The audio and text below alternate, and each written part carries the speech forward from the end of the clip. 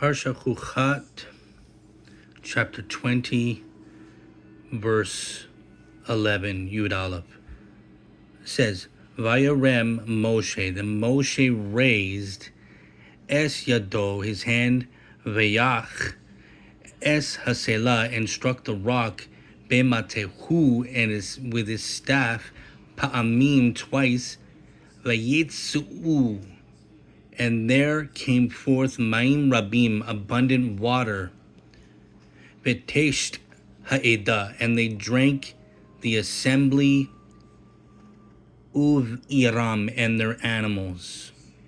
Now, when Moshe struck this rock, the Midrash Rabbah, Exodus Rabbah, says that not only did water gush forth, but also blood. And it makes a connection with this word here, Vayitzi'u, and came forth, or gushed forth. And this word, Vayitzi'u, is associated commonly with blood, as we will see. In Psalm 78, verse 20, it says, Hein hikazur v'yatsuvu ma'im. So the Midrash connects it also with Psalm 78, but also ties it how it is also associated with blood, and quotes Vayikra, chapter 15, verse 20, talking about a woman's blood cycle. So it says if a woman's blood flows for many days, so here in verse 25, it says, V'isha ki yazuv. Yazuv comes from Vayatsabu, which is associated with blood.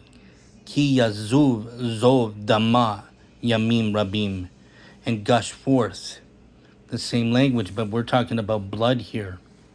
So the Midrash Rabbah says that blood and water came out of the rock when Moshe hit it. Now in Yochanan chapter 19, verse 34, it says, Ve'echad me'anshe hatzava dekaro b'chanis betzido ve'yetzei dam v'mayim.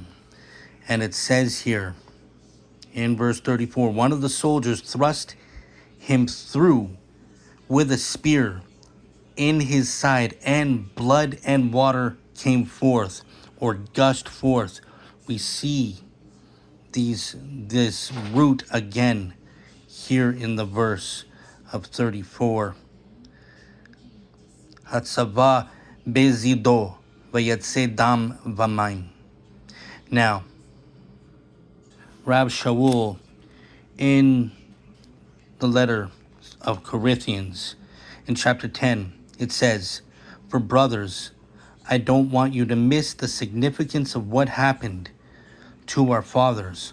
All of them were guided by the pillar of cloud, and they all passed through the sea.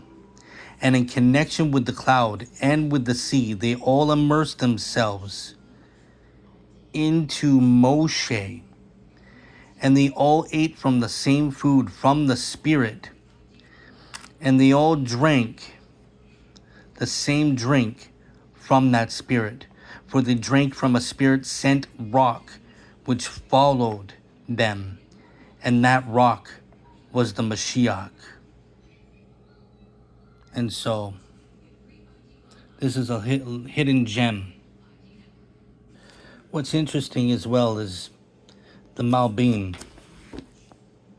He actually comments on Moshe hitting the rock and says a different opinion that may be not as common with the rest of the sages, but still, it is one of the 70 facets of the Torah. And he says the real reason was Moshe was punished was not actually because of him. He says Hashem became angry. This is Moshe. Hashem became angry with me Lama anchem, for your sake. And Hashem was angry with me because of your words. Implies that Moshe's punishment was because of the Jewish people, not because of his own sin. And the Malbim goes on further, and he discusses this.